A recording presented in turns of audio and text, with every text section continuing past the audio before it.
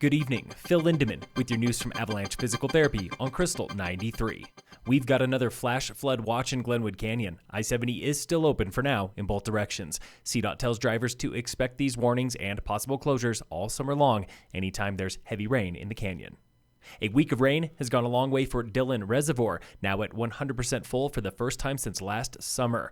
Out paddling the reservoir today were part-time locals, Tom and Deborah. It was awesome. We saw osprey at the normal nesting spot, and then over off, I guess it's Sentinel Island, we saw two bald eagles over there, so it was pretty sweet. Yeah, it was beautiful. And the water level's so high, you can go through all the channels around the islands. Local rivers hit peak runoff earlier this month and then spiked again on Sunday before slowly tapering off. The 10 Mile Creek, Blue River, and Snake River are running at a third to half as strong as usual.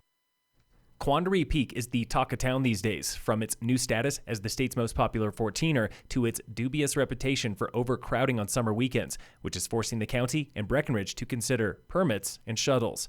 The 14,000-foot peak south of Breckenridge is also known as an easy 14er, but Summit County Rescue Group says easy is relative. Rescuers responded to calls on Quandary 18 times last year and 15 times already this year. It can also be deadly, killing one person per year over the past 3 years, including heart attacks and falls in summer and winter.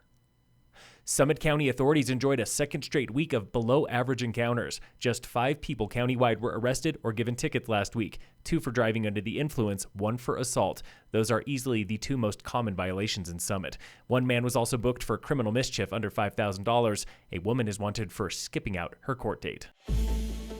This week on the State of Summit. I was excited no matter what, but it was kind of a little uncertain on, what people were going to be able to spend money on or feel comfortable with and how it would take off. That was Ram Miklas, co-founder of local outerwear company Sky Goat. The brand launched last fall in the midst of the pandemic, 6 months later than expected. So I was all excited and gung-ho, finally got the fabric, we're ready to manufacture it. And our manufacturers, of course, said, that's great, you're on hold while we start working on PPE equipment, and clothing and masks and all that kind of stuff. Miklas says that word of mouth kept his company rolling through COVID, and so did support from other entrepreneurs like Thayer Hirsch of the home maintenance service Home Check. We are a digital company, but we're also a service company. So we think this kind of combination of people, process, and technology is a good win for homeowners up here, and also contractors and handymen, helping find work for them up here too. Hirsch and Miklas met through Summit Biz Boot Camp, a workshop that helped small business owners survive the pandemic by redefining what they are